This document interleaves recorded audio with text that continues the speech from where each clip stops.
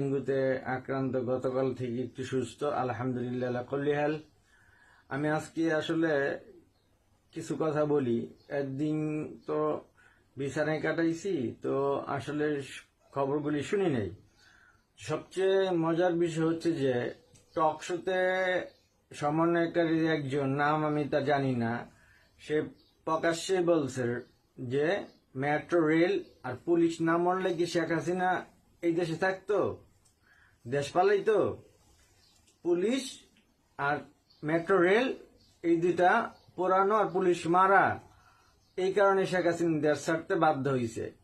কিন্তু আজকে যে নিউজ নিয়ে দেখলাম গতকালকে থেকে, শেখ হাসিনাকে মারার জন্য 5টা ধাপ তারা ইউজ করছে। 5টা স্তরে, বিভিন্ন স্তরে বিভিন্ন লোকজন, তারা স্নাইপার থেকে শুরু করে প্রত্যেকটা